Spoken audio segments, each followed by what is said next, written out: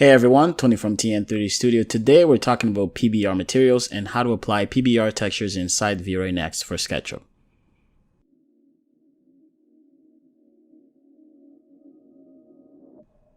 PBR or photo-based rendering is a shading method that mimics how light interacts with the surfaces in the real world in 3D space. With the use of PBR textures, this process takes away the guesswork for creating realistic materials that are consistent under different lighting conditions. Now, there are two types of workflow that benefit from the use of these textures, one being the specular classic Vray material and the other being the PBR, also known as the metalness workflow. Now, most of the PBR textures are common to both of the workflows, allowing you to create metal and non-metal materials. However, you will find some unique textures like the metallic and roughness maps that are unique to the metalness workflow, and the reflection and glossiness maps that are unique to the specular workflow. So let's get to creating some materials. We're going to create this weave metal material from polygon.com.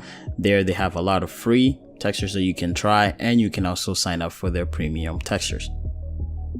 From the material option, let's create a PBR material. In previous versions of Vray, this is called the metalness material. And this is the material composition, very simple and easy to follow. You can easily drag and drop the textures from the folder to the texture slots, or you can load them in traditionally by selecting the bitmap options. For the color parameter, here's where you can load in the albedo, base color, or the diffuse map. They may appear to be the same, but each is slightly different from the other. The albedo is your diffuse map without any shadow or highlight details.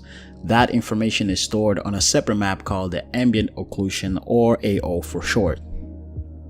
By merging both of these textures, you're then adding back that highlight and shadow information into the albedo map and making it the diffuse texture that most of us are accustomed to. So first, you want to load in your texture in sRGB mode.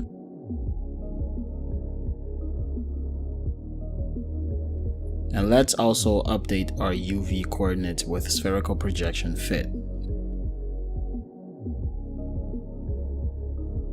You then want to right click to wrap both of these textures in the mix operator option. Now, texture A is what you're going to see on your viewport, and texture B is where you're going to load in your ambient occlusion map in linear color space.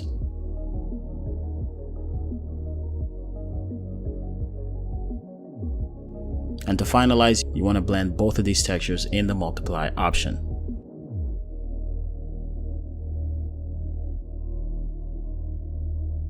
Now, the metalness parameter is one that is unique to this workflow. This map defines whether the material is a metal or a non-metal.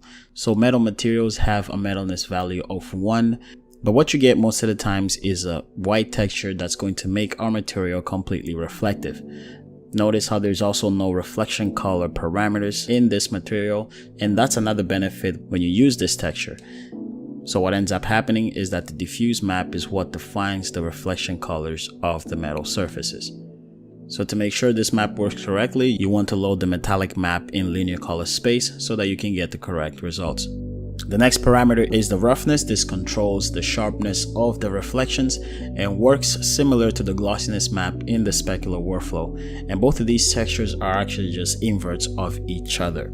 This is also the most creative textures because it is here that you define the conditions and the imperfections of the materials. So enable for this to work correctly as well, you want to load this texture in linear color space. Now, if you're working with previous versions of Vray, you should be able to see the bump and displacement settings. But if you're in the current version of Vray 4.2, you have to add them from the attributes option. In fact, you also want to add the material ID because it's extremely important when you're working in post-production.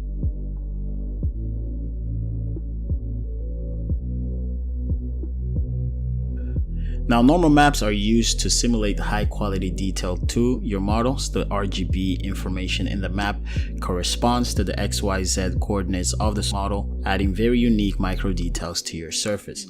So let's load this map in linear color space and switch the bump map mode to normal map. Now, I will prioritize the normal map over the bump map, and if you get a 16-bit version of the normal map, you want to prioritize that as well because that map holds more information and will give you higher quality details.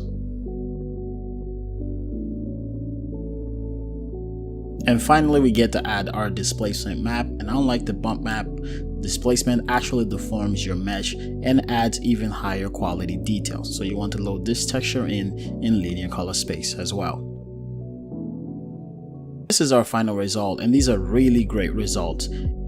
The results you get from these high quality textures really makes it look like you've modeled this inside SketchUp, and considering you starting from a sphere to end up with this type of detail really shows you how advantageous these textures can be to your workflow.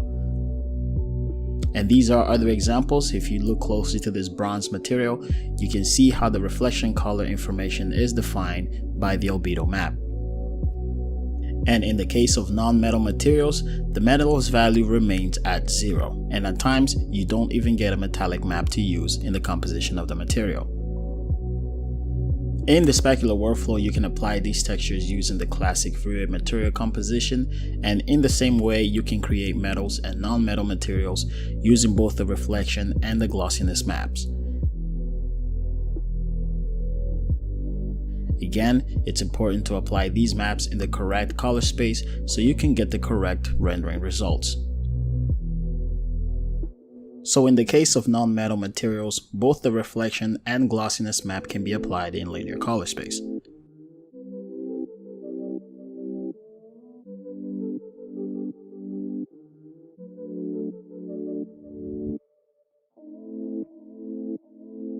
And in the case of metal materials, you have to be careful whether the reflection map should be applied in color space, because if that map contains color information, it can affect the way the reflection colors are rendered.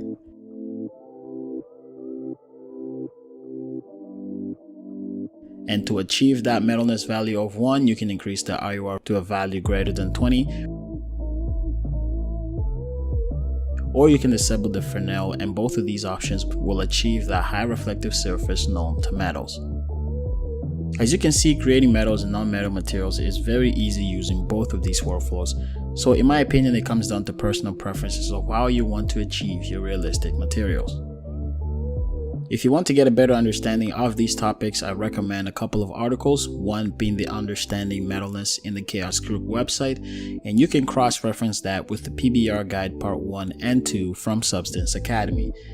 And that's going to be all for this video. Thank you if you've reached this point, and I want to thank everyone for the positive feedback. Make sure you subscribe for more content, like and comment down below what you'd like to see next, what you like about the videos, and what you'd like to see in the future. As always, I'll see you guys next time.